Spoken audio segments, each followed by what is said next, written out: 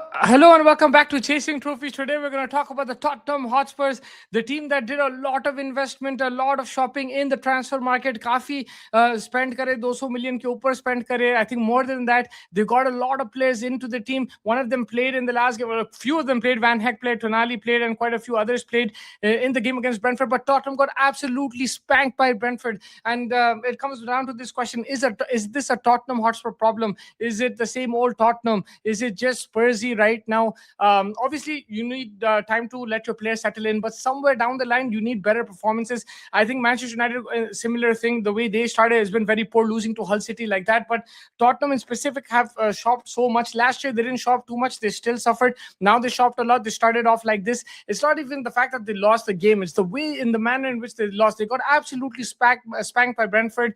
Brentford gave them no hope at all. They just completely stifled them. The new signings couldn't do much. The old signings couldn't do much. And yeah, I don't know what it is with Tottenham. We saw Madison coming off the bench. Richarlison started. Tonali was there. Van Heck was there. Robertson started. He's a new signing as well.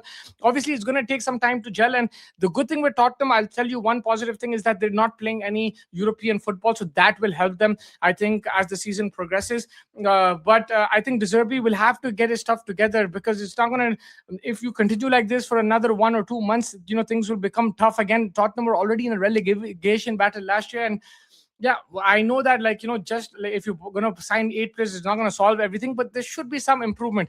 I know it's early days. I know we shouldn't judge too early, and Tottenham can still make it to the top 4. Tottenham can still have a much better season than last year, but just the way they started was absolutely shocking, because if you're a Tottenham Hotspur fan, you're so happy with the summer window. Right, you got so many players. You got players in midfield. You got players up front. You got players at the back. You got players who are Premier League proven as well. So I was just very surprised by the performance. They got absolutely battered, man, from Brentford, left, right, and center. It could have been worse. Thiago missed a penalty. It could have been 4-0, 5-0, 6-0. It could have been way worse for Tottenham Hotspurs. But their fans must be thinking right now, how can they change this? I think one thing is that they'll have to be a bit patient. I know it's very hard to say that, but they have to give at least a month or two and see how things go. He is a good manager, but the problem with him is that he also gets impatient. He doesn't stick more than a couple of years in a club. He also has temper issues. It'll be interesting to see किस तरीके से उन लोग handle करेंगे अब situation.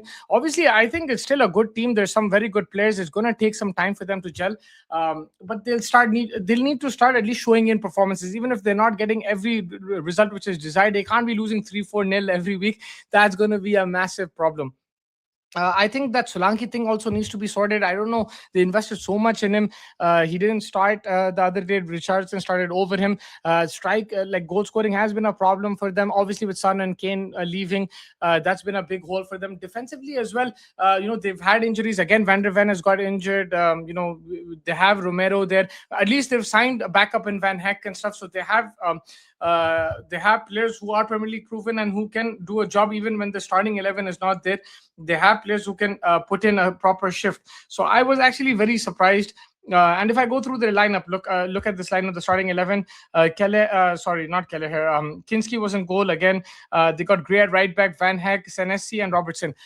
So there was no Romero, there was no Van der Ven. I understand that, but Senesi, man, he's been outstanding previously. I think he was in Bournemouth. He was really good. Pairing with Van Heck was outstanding in Brighton. I think that's a pretty decent pairing. Then you got Robertson left back, pretty good. Conor Gallagher, this guy has a lot of experience. They got him in midfield. Tonali, he's been outstanding for Newcastle. A lot of people wanted him. Manchester United wanted him themselves in this transfer market. And then you got Matthias Tell, Bergvall, Mickey Moore, Richarlison. These guys have been there before, and there are players that they're gonna that are gonna still play. There is Matthias. He's also still hasn't played. He hasn't started yet for them. They did get Solanke off the bench. They got Bentancur off the bench. Sorry, Matthias did play. He came off the bench. So Matthias Fernandes was also a new signing. He also came off the bench. He got some minutes. James Madison got some minutes. Udogi was there. Bentancur, Solanke. These guys are experienced players, man. They've been in the league for a bit. They're very good players. Matthias Fernandes, in particular, is a solid signing as well. So maybe it's just a matter of time. We got to be patient. It's just that it doesn't look good when you start off the season like that. You get smashed 3-0.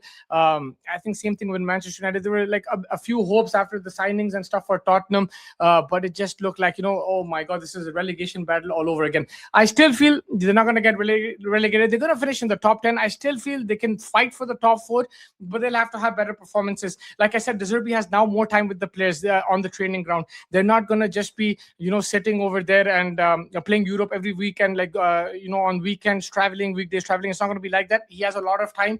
So let's see what happens. I think it's going to be very interesting the way Tottenham approaches things right now. It does look bleak after spending so much money. Obviously, you expect much more returns from the Tottenham Hotspur, but you got to give them some time. They've invested in a crazy stadium as well. Their ownership has changed. A lot of things have happened. Dekhenge aage jaake kya hota. But for now, let me know what do you think. Where is Tottenham going to finish in the Premier League? Make sure you're hitting the like button, subscribe button. Stay tuned to Chasing Trophies for the latest. And thank you everybody for joining. Really appreciate it.